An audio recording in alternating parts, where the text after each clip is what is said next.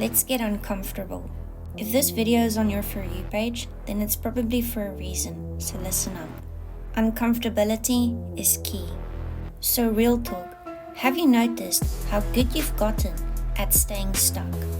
Not because you don't know how to move, but because you've mastered the art of delay. You lie to yourself so skillfully, it feels like clarity. You call it realignment, but it's avoidance dressed as awareness. Notice how you're processing, you're working on something, you're healing something, but you haven't moved in months or sometimes even years. Let's be honest, you're smart, but you're scared. And this is what happens when genius turns on itself.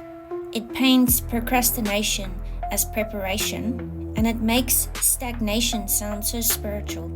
It whispers to you, I'm not ready, and you keep listening every time. You've read or listened to all the right words. You highlight the same things like they're new wisdom. You nod at every single post like it was channeled for you. But let's get real here. You don't need more knowing or any more awareness. All you need to do is move, but you haven't. You wrote visions so big, you gave yourself chills, but you couldn't get up in time. You were honest on the paper, but not with your patterns. And here's the scariest part. No one calls you out because you're self-aware. You've got the lingo of inner work on lock, but your actions, they belong to someone who's hiding. You say you're tuning in, but you haven't tuned out of your comfort for months. You confuse silence with wisdom. You name resistance as intuition. You take softness to delay your evolution. And it works, because you're brilliant.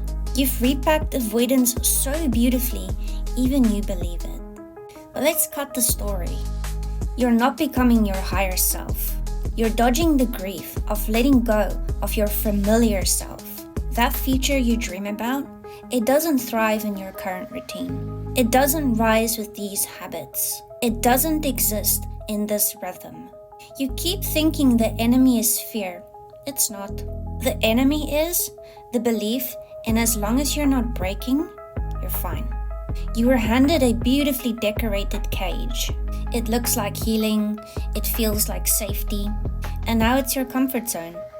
Meanwhile, the version of you that was born to lead, to build, to embody, is dying quietly.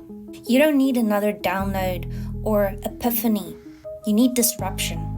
You need to become someone that scares your current self.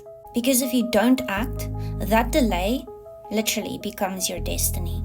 And that's how it happens. You reincarnate again, simply because you almost became everything you dreamt of. Almost. And you come back again and again until finally you choose differently. So I'll ask you, is this the life where you actually do it? The antidote to your anxiety is not more clarity, it's action. You need to move in ways that your fear doesn't understand. You need to outgrow your own survival strategies. And if you're new here, I'm Ayla Lee, and I hope I made you uncomfortable because that was my intention. But if you're still here, then thank yourself because this is where you start, in uncomfortability. Do you want to become what you keep visualizing? That's why I'm here. That's how I can support. So drop a comment with anything from this post that cracked something open. And if you're ready to exit this loop, then come and join the Master Self-Sabotage class that we have this week. That's literally what all this genius is about. You don't have to repeat the same story, but you do have to move. Only you can make that choice, and I'm only here to remind you.